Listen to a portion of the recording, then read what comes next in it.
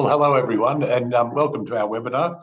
My name's Tim McDonald. I'm a principal at McCabe's in the Sydney office, and I'm jointly presenting this webinar with my partner Kim Hodge, who's in our Perth office.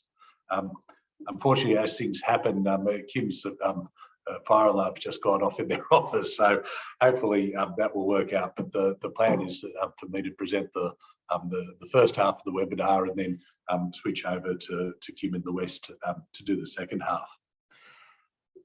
The topics that I was going to deal with are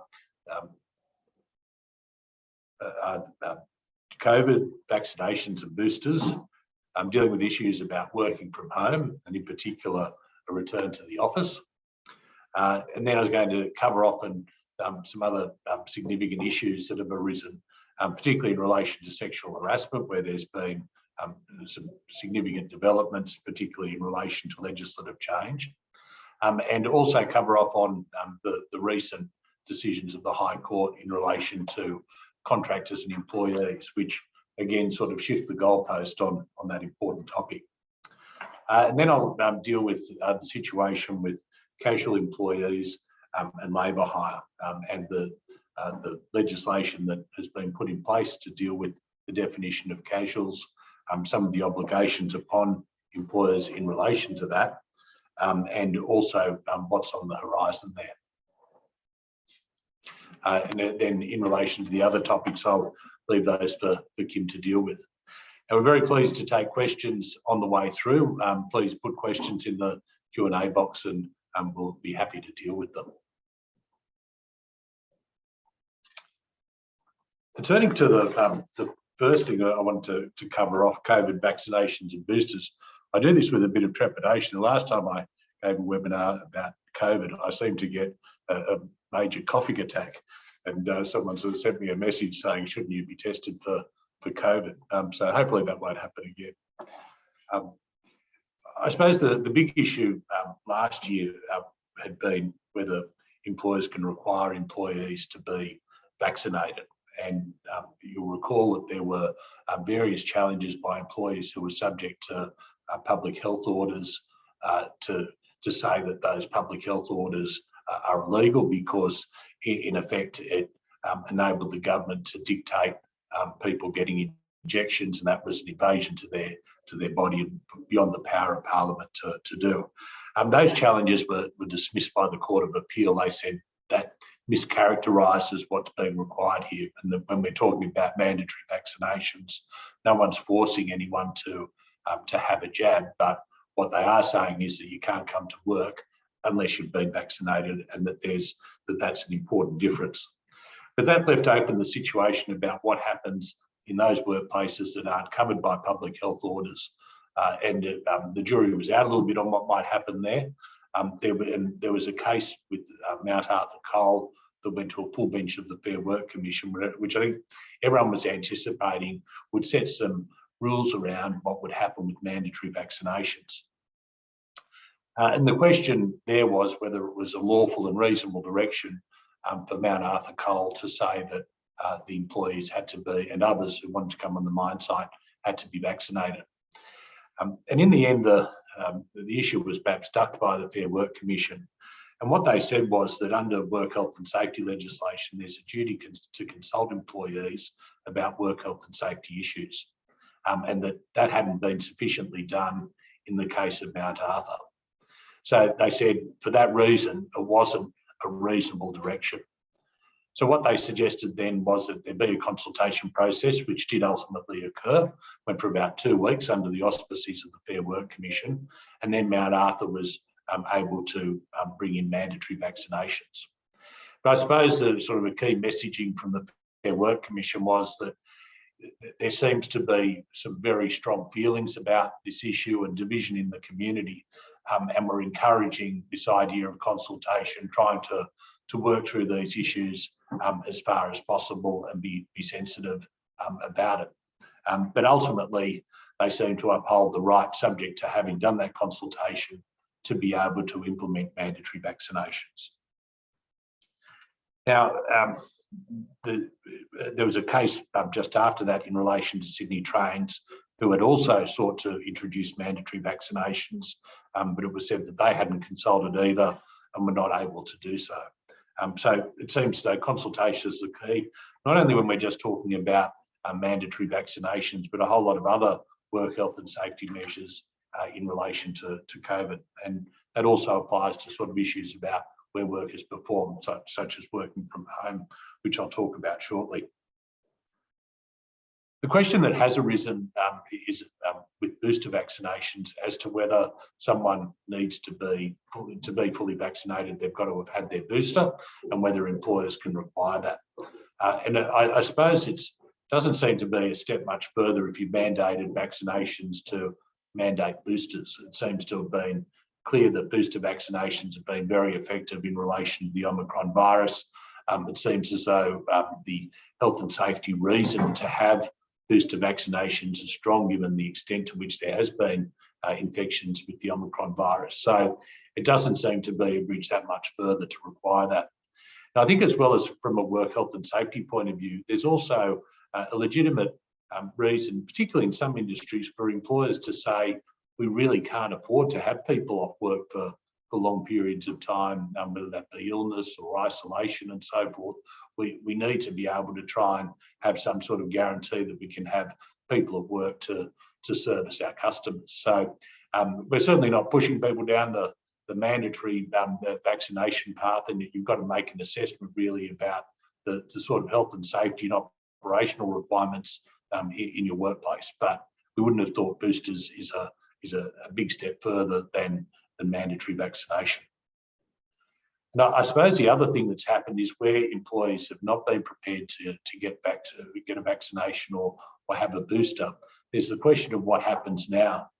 Now, in a lot of situations, those employees may have been able to work effectively from home, so the issue has been able to be parked for a while. But I suppose as time goes on, it's quite often harder to do that, and it gets to the point, well, can someone really do their job safely if they haven't had a vaccination? And then in those sort of situations, consideration could be given to termination of employment, but obviously it would be a last resort. Interestingly, there hasn't been a case where someone has claimed unfair dismissal and has gone to final hearing for refusing a vaccination.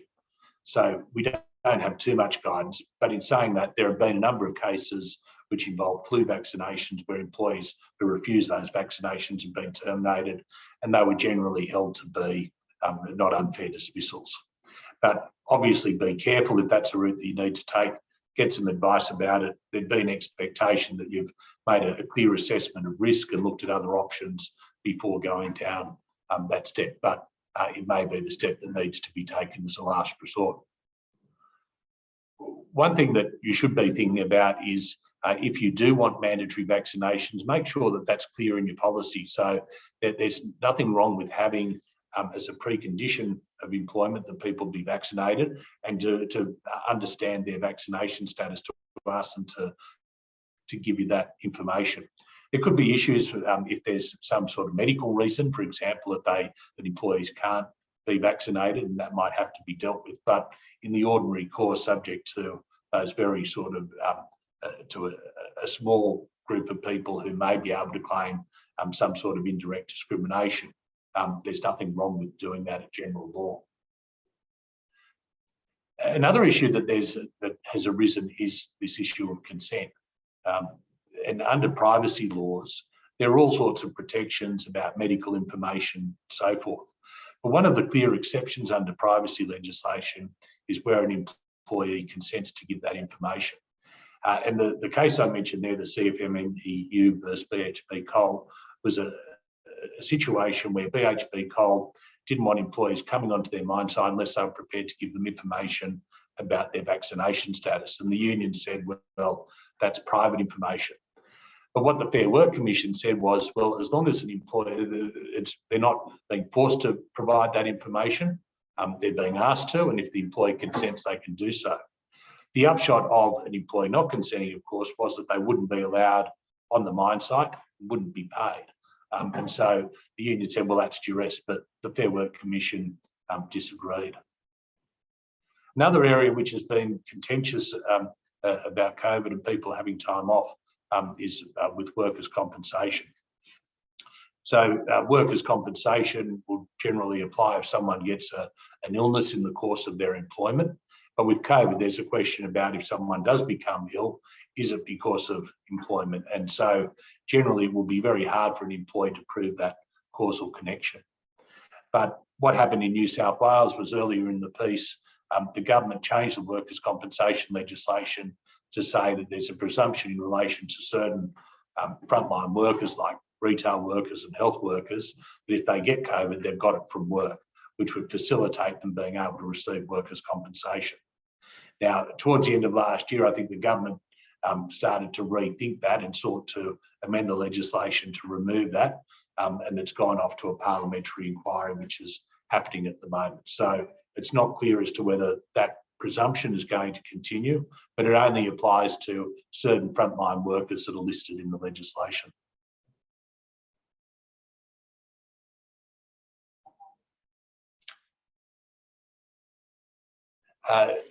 Now, as I said, feel free to put questions in the Q&A box, and happy to take them on the way through. The other thing that I think has come out of COVID is that in relation to working from home, that's become an issue. We all sort of had to move very quickly initially when the working from home orders came in to shift everyone perhaps from an office to a working from home situation. And look, it's worked, I think, surprisingly well for a lot of businesses and for a lot of people with the working from home. But I think everyone's sort of starting, as we seem to be moving into a new phase of things, perhaps a getting back to normal more phase. The question's being asked, well, do people come back to work? And some people are nervous about that. And I think businesses are sort of starting to think, well, how's this going to work?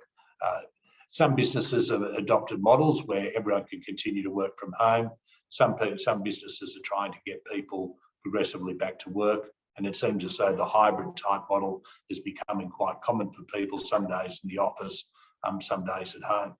And the messaging about all of this has been changing. So originally there was the working from home order, work from home where you can. And while that order sort of lapsed, that seems to have continued to be the messaging. In New South Wales, at least, there's been a change in government messaging about this to say, look, we really want people to start coming back to work. And the Premier in New South Wales has been getting the public service to move towards a situation where they start coming back to the office. Now, this may not suit some people. There was a case in Queensland just recently where an employee who was a workplace relations and HR advisor had been working from home. And Queensland Health said, look, we want people to move back to the office because if you're a workplace relations HR advisor, we want you to be able to give face-to-face support for the people that you're supposed to be supporting, attend meetings and so forth. And the employee sort of said, well, I've now moved from Queensland to New South Wales to be with my partner, and I don't want to have to come in. Or they said they might be able to come in on occasion, but it was all going to get very tricky because they might have to isolate and so forth, and there were border issues at the time. And I think a comment that was made by the Commissioner in that case was quite interesting, that it's not unreasonable for an employer to determine the operational requirements for delivery of key accountabilities. While an employee may prefer to work in a particular way, this needs to be balanced with the operational requirements of the particular employer. Now, I think that's a good way of looking at it. I think generally an employer has a right to determine how their business is going to operate, where the workers perform and so forth. And it will generally be a lawful and reasonable direction for them to do so, absent any contrary provision in a contract of employment or policy or something like that. But I think at the same time, obviously there are good reasons to try and make sure that a situation that's workable for both the employer and employee is implemented. And I suppose we've got to think about, and if working from home has been working effectively for the last couple of years, there may be difficulties in terms of articulating the operational requirements for a return to work. But nonetheless, I think this is one that the employer really has the call on. But as well as being having to issue lawful directions, they do have to be reasonable. And a few years ago, if you talked about working from home, people might have thought about it in a different way. But now that people have been working from home for a long time, that's been working effectively, then that reasonableness element would also need to be satisfied, I think. In relation to, give me one moment.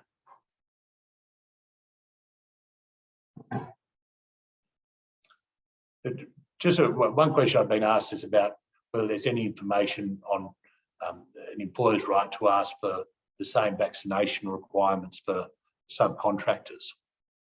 In that Mount Arthur coal case that I mentioned, what happened there was people couldn't be allowed entry to the mine site, whether they were employees or contractors of Mount Arthur Coal, unless they'd been vaccinated. So in terms of entry to your premises, whether you're an employee or a contractor, whoever's the controller of those premises would have the right to be able to require vaccinations.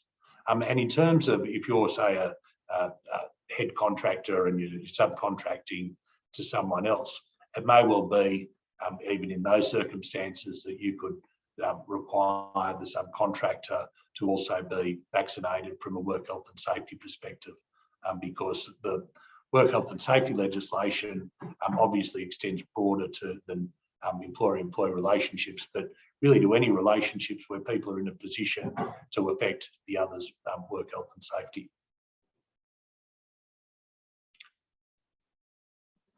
So just coming back to the working from home issue for a moment, there's in terms of health and safety, that looms large also when people are working from home.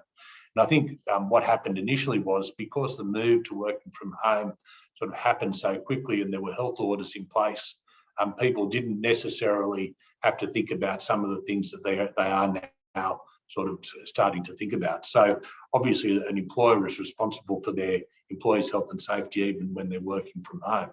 And the working from home situation is very difficult because you don't necessarily know what people's circumstances are. So generally, there's been at very least some sort of questionnaire to employees, a checklist to make sure that certain basics are covered off. Maybe they have to send a video of their workspace so that can be looked at. But there are a whole lot of other variables too. There's physical environment, but there's also other aspects of the environment. So for example, if there are family and domestic violence issues at home, because that's the workplace, an employee needs to be cognizant and try to put in place measures to protect employees in those circumstances. That can be very difficult. And the other thing is, as well as thinking about issues about the physical environment, you've also got to think about employees' mental health. So you need to be able to put in place measures to keep employees connected. Maybe you need to check in on a regular basis with employees about how they're going. But you need to address those sorts of issues. And of course, if you're responsible for their work health and safety in that context, if there's some sort of injury, if there have been cases where teachers have fallen down the stairs while they've been carrying assignments for marking or something, those sorts of things would be covered by workers' compensation. So at very least, you should be making sure that you're putting in proactive steps to protect employees and make sure that your obligations are being discharged. And generally, it's important to make sure that expectations about working from home are clear. So from a health and safety point of view, it's important, but also with industrial awards, generally, for example, they prescribe certain working hours. Might be the 38 per week. It might be that people can't work after 6 p.m. at night without being paid overtime. Now, even though people are working from home, all those things still apply in terms of things like recording of hours. That's still applicable. So you need to make sure that you have those types of mechanisms in place, because if someone's sort of working late at night and sending you emails and so forth, and then they later bring an underpayment claim, that could obviously be an issue because you've known they've been working there, and then you need to be wanting to point out, well, you've given instruction to employees about when they work and make sure that they're complying with your obligations under awards, enterprise agreements and so forth. But because the shift happened quickly too, to working from home for some employers, there wasn't necessarily a lot of attention given to putting in place particular policies or employment contour or updates negotiating employment contracts. And I think it's important that these things are looked at. Quite often, an employment policy, an employment contract will say that the location of work is at this particular address or is otherwise directed. In that circumstance, an employer, if they're acting reasonably, have a pretty wide discretion in terms of what happens. Some employment contracts talk about the location having to be agreed with people, and that could obviously be a problem if there's a lack of agreement about whether someone should be at the office or working from home. One thing that's been a bit controversial in America is that remuneration is sometimes based on where people are working. And this is part of Google's policy. So what happened when Google employees started working from home, they might live, say, an hour outside New York, and then they found that because they were working from home, they got a 10% wage decrease because they weren't in New York. So that's the way that they regulate their remuneration about where people are located. I don't know whether it's caught on in Australia or is likely to, but that's another thing that people might give consideration to.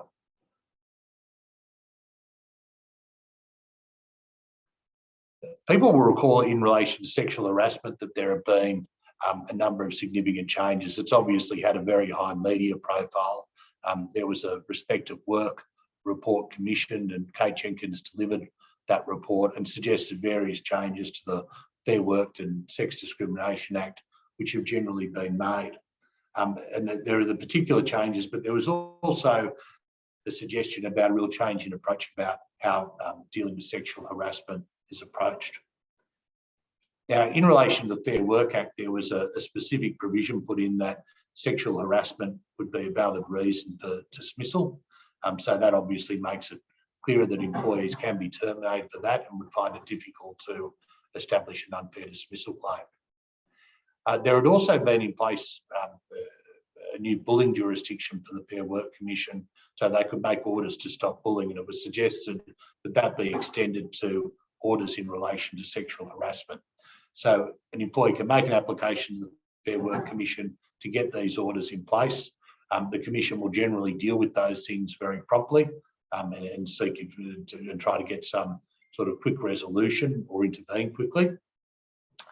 There haven't been any decided cases yet in relation to sexual harassment orders because it's such a new jurisdiction, but our experience in relation to the bullying jurisdiction was that the Fair Work Commission had a strong expectation and preference for employers really taking the initiative where there were sort of issues about bullying or sexual harassment in terms of making sure that investigations have been done and that they take responsibility for finding a way forward things, because it's very hard for the Fair Work Commission to sort of come in over the top of things and take a very interventionist role.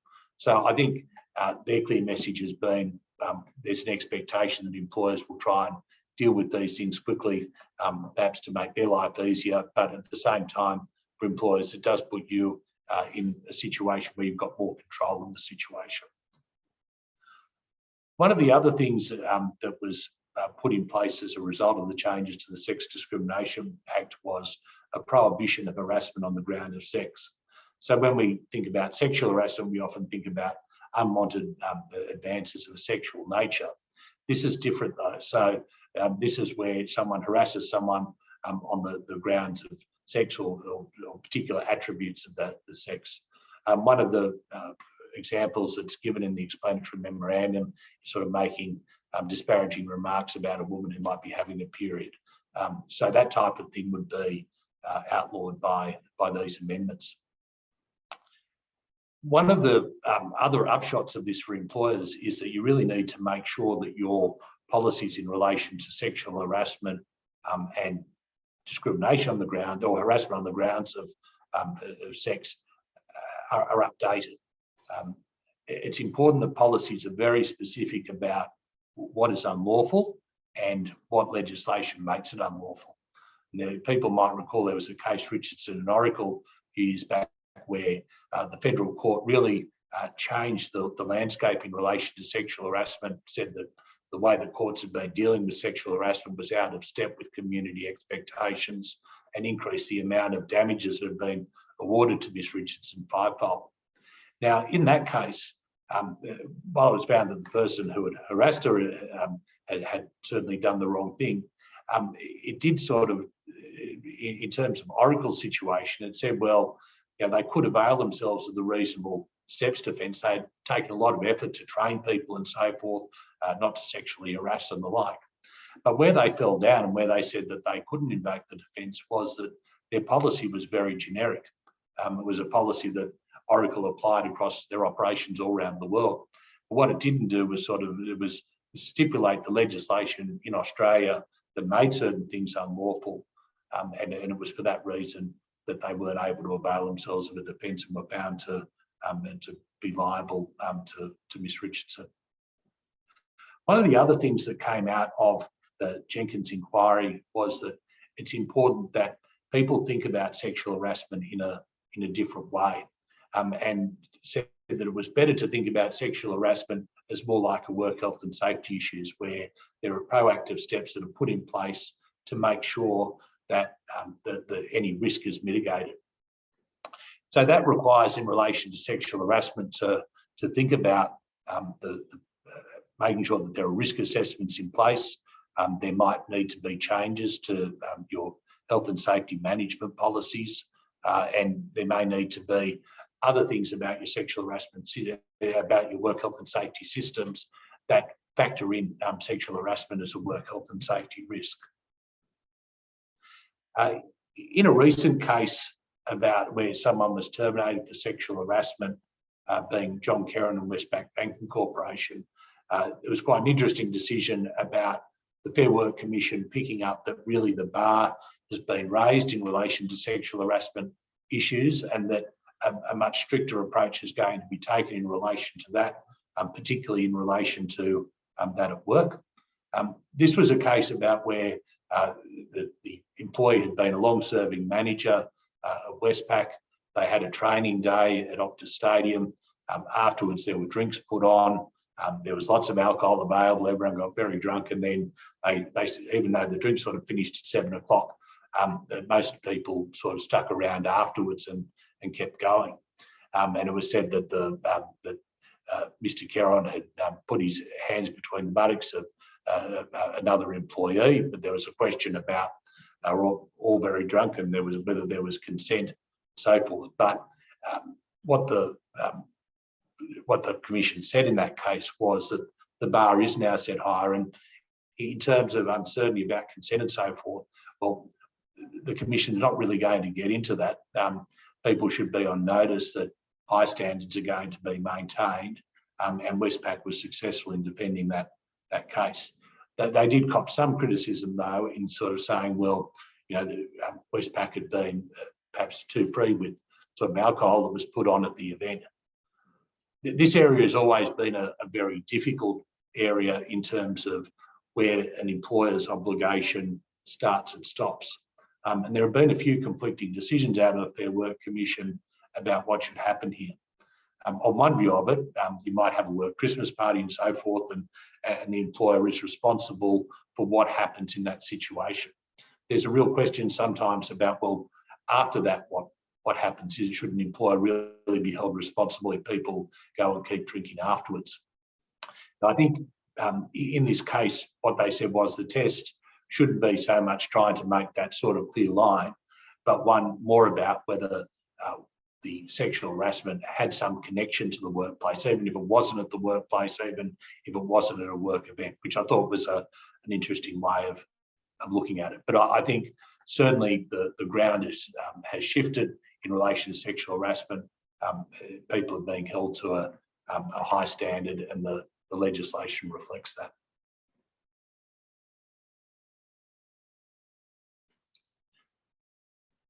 Next topic I was going to deal with was in relation to contractors and employees. And there were a couple of very interesting cases that came out from the High Court a couple of weeks ago, which seemed to clarify what's happening in this area. It's always been a very difficult area because what courts have tended to do, particularly over the last decade or two, is to move away from really having much regard to what the contract is between the parties or what they have determined for themselves, and the courts say that they're approaching it more looking at the reality of the situation. Now, while that sort of might sound good, it does create somewhat of a nightmare because it raises a lot of uncertainty about what is the nature of the relationship. People might have started the relationship squarely on the basis that it was going to be a contractor and employee relationship. It may have turned out that over the years, the contractor may not have worked for many other people. They might have had the right to, but as it's happened, they've been comfortable just working for that particular organisation. And then they may bring a claim saying they've been wrongly classified, they should be an employee. And that creates all sorts of headaches because then maybe there's an award that applies. They should have been paid differently. They should have been receiving overtime and so forth. And the employer may have structured things differently had they known that that was the case. So I know I've certainly been faced with class actions in relation to this, where often involving claims for tens of millions of dollars, where people have been very clearly contractors for a long period of time, but then seek to claim that they're employees. So what the High Court's done is they haven't necessarily changed the law, but the way that the law is perhaps applied is going to be a little bit different. What the High Court's done in cases about contractors as well as cases about casuals is say that we should give primacy to the legal documents that regulate the relationship. What we should do is we should focus on what the terms of those contracts are to see whether it's a contract or employee relationship or indeed a casual or permanent relationship. So that's refreshing. It means that people can decide for themselves what they're going to be, and that should be upheld going forward. For example, the case about ZG Operations and Jamesk, this was a case about some drivers for Thorn Lighting. They'd been employed by Thorn. Then there was an arrangement made whereby they'd buy the trucks and they were going to become independent contractors. They set up corporate entities and partnerships and so forth by which to run that operation. And the contract was very clear, but as it happened over the years, these drivers only ever really worked for Thorn. They could work outside, but they didn't. And the federal court said, well, the reality of the situation is they're just like employees. The High Court said, well, if you look at the terms of the contracts, they could have worked for other people if they wanted to. They just didn't do so because it wasn't really convenient for them. And where people have capital expenditures and so forth, generally you would expect that that would be something that would be indicative of an independent contractor relationship. Where I think it sort of raised a lot of interest is, well, what about some of these Uber drivers and gig economy drivers who are out delivering meals and so forth? Where do they come in? Because generally in those sort of instances, they've had fairly clear contracts saying that they are independent contractors, setting out the rights and responsibilities and trying to make it clear that they do have the freedom that comes with being an independent contractor. So it looks as though there's a better case now to say that those people are independent contractors, and I think we'll see some decisions fairly soon about those things.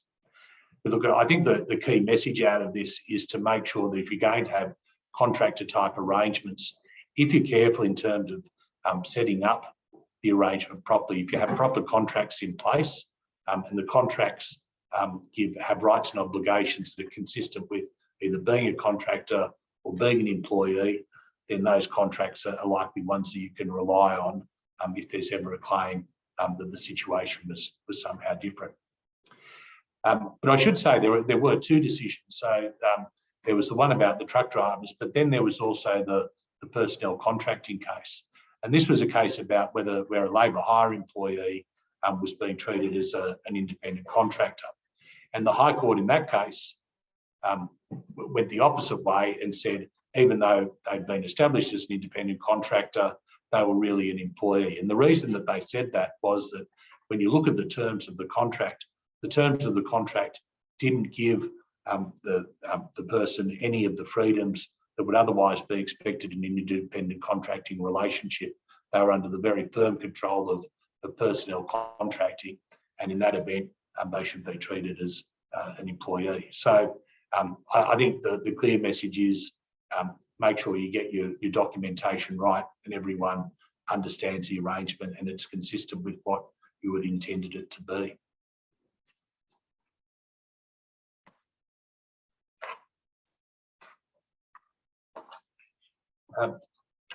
Moving on to casual and labour hire employees, as I mentioned, the High Court seems to have moved towards this situation of more looking at the terms of the contract rather than the so-called reality of the situation. And in the case of Rosato, the High Court made that decision in relation to casuals. They said that in circumstances where there's no firm advance commitment to ongoing work, then and no contractual right to that, then the person couldn't claim that they were no longer a casual. The Fair Work Act had also been changed in light of that litigation to say that if there were a casual, if they were offered work on the basis that there was no firm advance commitment, then in that circumstance they would be classified as a casual employee. Because what was happening was there were various casual employees who would often work on a regular basis and then down the track claim that they were permanent employees and have those entitlements. But the High Court's made that clear. But again, if you want to be able to avail yourself of these things, you need to make sure that your contract squarely picks up the words of the Fair Work Act about there not being a firm advanced commitment. So if you leave it open, you may not be able to avail yourself of that type of defence. One of the other things that happened as part of that legislation in terms of putting in place a new definition for casual employees was that it made universal the right to conversion to permanent employment for casuals in appropriate circumstances. So one thing that employers need to be doing, if they haven't done that already, is just keeping an eye on the casual workforce. If you've got a whole lot of regular casuals, thinking about do you need to maybe have some more permanent positions or organise things in a different way. It'll be interesting to see what happens in the federal election. I think Labor have raised questions about the definition that's been put in the Fair Work Act. I think they'd like to see a different type of definition for casuals and generally more protections for casuals. Anthony Albanese has also put in place a private members bill in relation to equal wages for labour hire employees as compared to host employees. It'll be interesting as to whether that's part of Labor's platform. And then there's been labour hire licensing legislation in the various states, and they're often quite inconsistent in terms of, in particular, their coverage and the obligations. And the government has talked about harmonising those. Whether that will happen this side of an election or not, question mark, but that's likely also something that any incoming government would be having a good look at.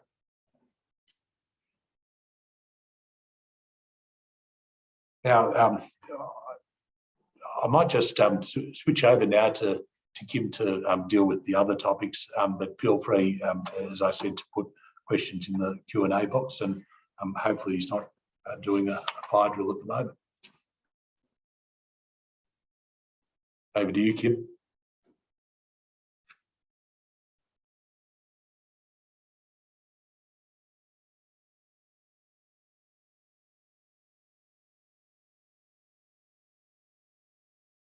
Hi, Tim, can you hear me?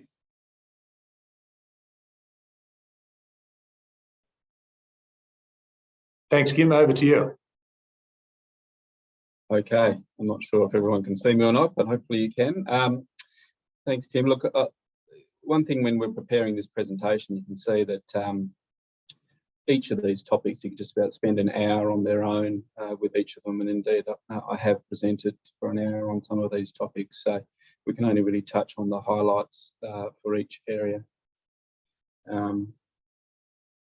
Hopefully everything's going well with the video here. I'm talking about a range of topics. The first one here is underpayment of employees. This is it's not a new topic for 2022, but it's certainly an ongoing one. I think it demonstrates the complexity of our industrial relations system when we've got large employers like Woolworths, Commonwealth Bank. Okay, can't see my video.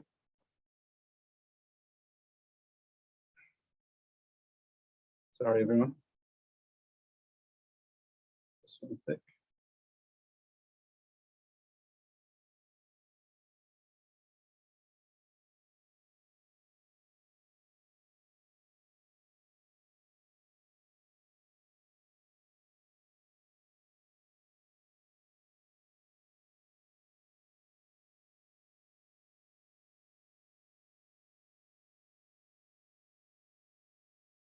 Not sure if my video can now be seen.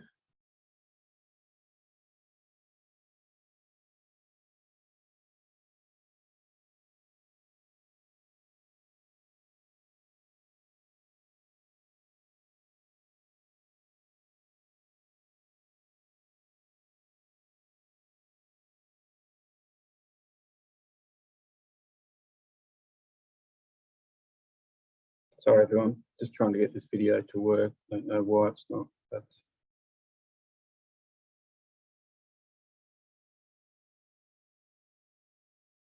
we may just have to proceed with my dulcet tones rather than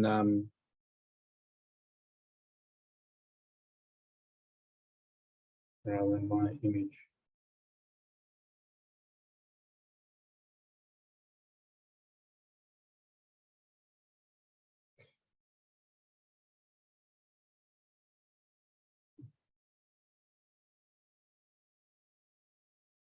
Okay, look, I'll just keep talking. Hopefully everyone can still hear me. As I said, this is a big issue. And when you've got the largest employers going around, there was a recent article in the Fin Review actually this week about La Trobe University underpaying some academics, casuals, about $2.5 million because they hadn't understood they get paid for a minimum 3-hour engagement period. So, that's probably a breakdown between the payroll and, provisions of the enterprise agreement. But you can see there the Ombudsman's recovered, nearly $150 million in on calendar year for back pay. I think we've had issues with some of our clients around interpretation, which is always a complex issue with awards and agreements around what is ordinary hours, what are the travel allowances, time off in lieu, and even now into superannuation and how that should be paid. So certainly had interactions with various unions, making claims, and it's all around the interpretation. So as I said, when you get some of the biggest employers going around, I guess I'm from the school of thought that it's not a deliberate act. I would not have thought that Woolworths, Commonwealth Bank and all these businesses need to make money by ripping off employees. I do think it's a genuine interpretation issue, which makes a little bit of a mockery of the fact that we say we've got these modern awards. I've been reading awards for many years and many of them are still very confusing. So I think that's something for everyone to keep an eye on.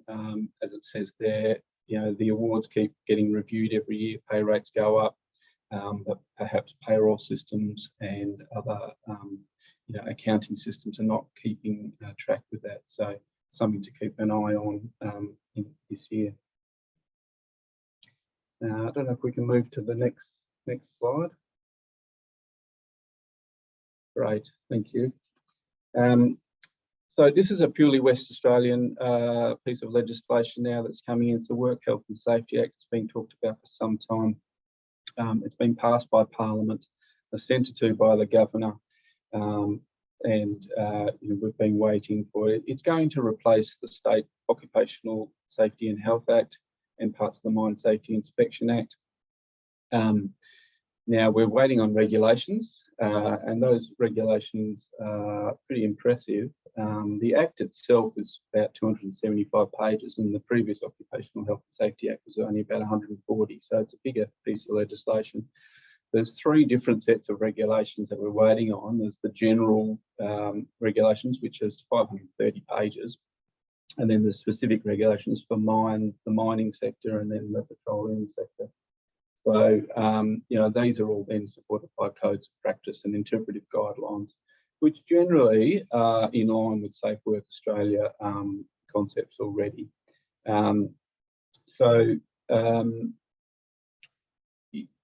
this is WA finally coming close to the national work health and safety model. It's obviously designed to improve health and safety outcomes for WA workers. And it does introduce the concept of industrial manslaughter with significant penalties. And the government is very clear that those penalties are designed to have a deterrent effect and make people focus on the safety of their people in the workplace. And it really, I'll talk about it, but it puts a positive duty on the officers and the PCBUs, the person conducting the business or undertaking, to exercise due diligence. So the old Occupational Health and Safety Act it relied on negligence. That concept is no longer relevant. This is a positive obligation on people to exercise due diligence and understand their business and the risks that apply to their employees, and if they don't, the substantial penalties. So if we could go to the next slide, please. So this is the big ticket items. So the previous slide, the industrial manslaughter slide. Basically, that will be prosecuted by the DPP in the district court. There doesn't appear to be a limitation period for those prosecutions to commence, although there are some details around parties writing to WorkSafe and asking when prosecutions will commence. But it is a criminal offence, so it's going to be beyond reasonable doubt. 20 years in prison, $5 million fine potentially. So it is the big ticket item. We joined the ACT, Queensland, Northern Territory and Victoria in that having industrial manslaughter provisions. I believe New South Wales does not, but they're sort of looking at their criminal code there. But interestingly, in the middle of last year, the state and federal ministers unanimously agreed to introduce a concept of gross negligence or an equivalent concept where a worker is killed or exposed to a serious illness or injury. So I think broadly there's a consensus across Australia at a federal level and state and territory levels that there will be significant penalties for any workplace in which someone is killed or seriously injured. One thing to look out for, that same meeting of state and federal ministers last year, they agreed to regulate psychosocial hazards and mental health risks. And so I think that's going to be a very big piece that might be coming up on the horizon. Go to the next slide, please. Yeah, so the category 1 offences, obviously, so there's 4 levels. The industrial manslaughter kicks it off. The category 1 offence obviously is the next level down. Slides catch up.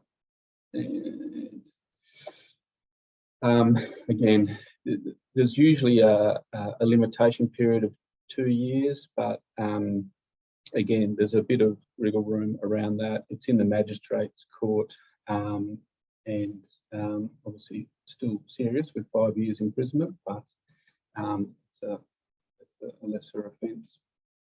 And then we're followed on the next slide by the category 2 and 3 offences there, which is exposure to death, injury or harm. And the category 3 one is failure to comply with a health and safety duty, $120,000 fine for an individual officer. So this legislation actually goes down to apply to not only the organisation, but to a person that has control. So our understanding is that essentially a health and safety manager could be prosecuted because they are an officer that has control of certain things in the workplace. And so they could be subject to it. The failure to comply with the health and safety duty, for example, could be failing to talk to your health and safety representatives in the workplace or failing to keep them informed So there's lots of positive duties on employers in this new legislation. It's something to be aware of.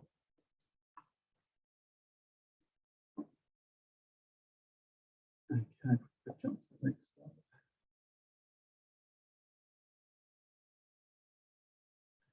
The Religious Discrimination Bill, a little bit of a anticlimax, really. You know, we thought this was going to be a big deal. Unfortunately, a very complex situation. Again, the Financial Review this week had a very interesting story on it, but essentially this has been, the federal government has tried to get this through for a number of years around prohibiting discrimination on the basis of someone's religious belief.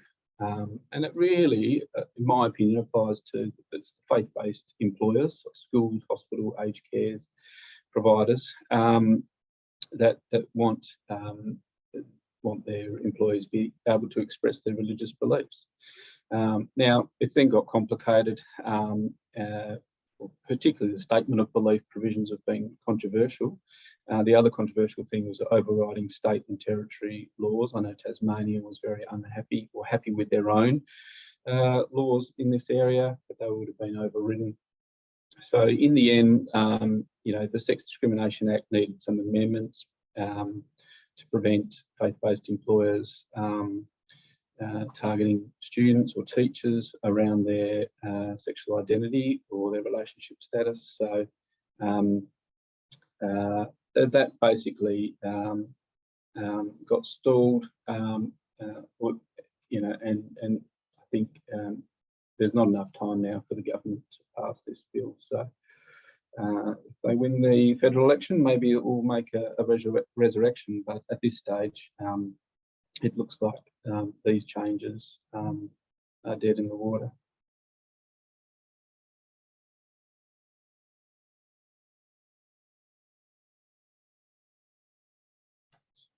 Jump to the superannuation slide, please. Oh, sorry. Ill and injured workers. Wow. Well, this is a whole topic. You know, we could spend a lot of time on this one. But as you all know, being HR professionals, I'm sure it's been very challenging to manage your workforce. Our firm does a lot of workers' compensation claims for insurers. They're asking for education from us on this, so you're not alone out there if you're finding it challenging. You know, Tim touched on issues of employees getting COVID in the workplace or outside the workplace. Is that compensatable with workers' comp or not? How do you get these people to return to work after long periods of working from home? The case at the bottom there with the Australian Federal Police is interesting. The police person there had autism spectrum disorder. They unilaterally decided to work from home in January 2021. They were based in Canberra, the ACT. Long story short, the employer issued up to 10 directions for that employee to return to the workplace. Now, they had various issues there, but they were basically willing to work with the employer about that and make any reasonable adjustments that were needed, along with understanding the medical requirements of the employee. But unfortunately, the medical evidence wasn't forthcoming, and he really didn't engage with them on reasonable adjustments. And eventually, they terminated, and the Fair Work Commission said that the refusal by the employer was unreasonable, and that the employer had a valid, sound, and defensible reason to terminate. So certainly, you know, those inherent requirements of the position are critical. I really struggle to find too many roles that don't require you to attend the workplace for at least some of the week. Of course, there will be some roles that can be completely performed outside of that, but in general, there's normally a requirement, whether it's to come in for team meetings, training, etc. So the big risk here, obviously, you know, we've got unfair dismissals, you've got general protections, you've got discrimination claims. My advice in a nutshell is to, like building a house, get your foundations right, get the walls right, get the roof right. You know, you need to understand, as is that case with the Federal Police, be reasonable, be clear, be consistent, and if your employee is genuine, they will work with you on coming back. But my opinion broadly is the courts and commissions are supportive of employers that have an engagement process, have a consultation process, take their time and communicate, understand, get the facts. I've seen very few cases where an employer has been criticised when they've followed those steps. So yeah, and in this market, we really just do need to be conscious of making those reasonable adjustments for people in what are very trying times. Okay, next slide, please. Superannuation. Look, there's a few changes. Obviously the rate of superannuation has been gradually going up and will continue to go up each July each year, 0.5%.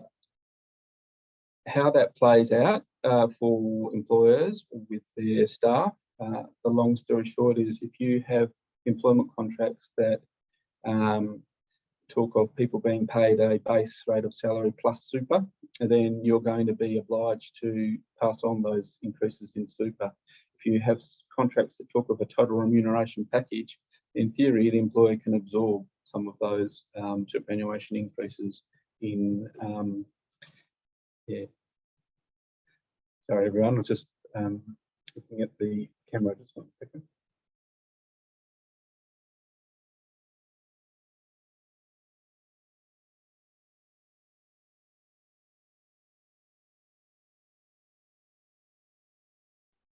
I think you're muted.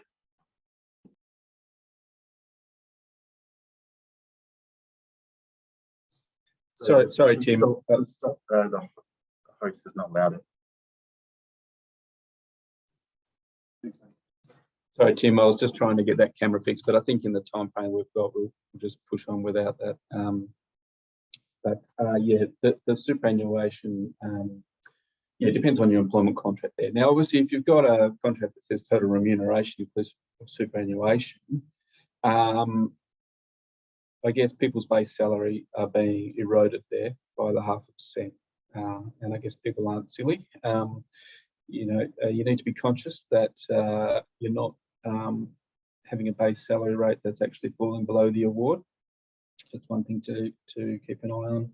And the other thing, obviously, is just employee satisfaction. So, although some increases may be able to be absorbed, I assume there'll be a point where employees may start saying, well, we're having, you know, our base wages decline, particularly if inflation picks up.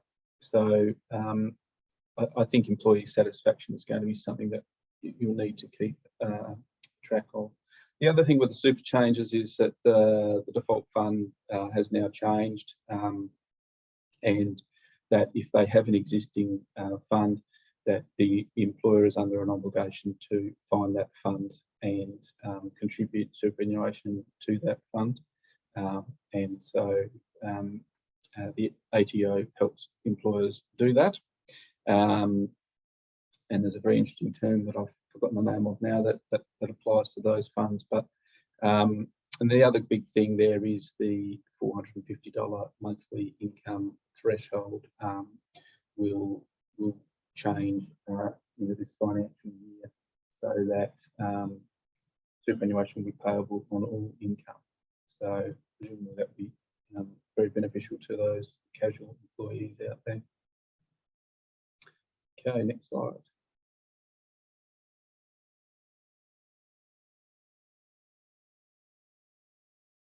The next slide.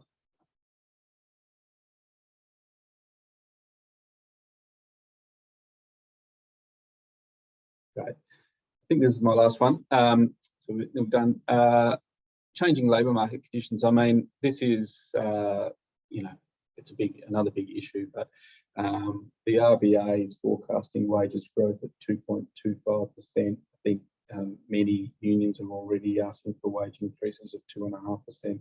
I think some market analysts are predicting wage increases of closer to 3%. We've got unemployment at a 13-year low, 4.2%. You know, this is going to be really interesting. I noticed in New South Wales with the trains, you know, taking industrial action yesterday or the day before, whether that was a lockout or whether it was industrial action. I mean, there's going to be increased claims. I'm seeing it with some of my clients now.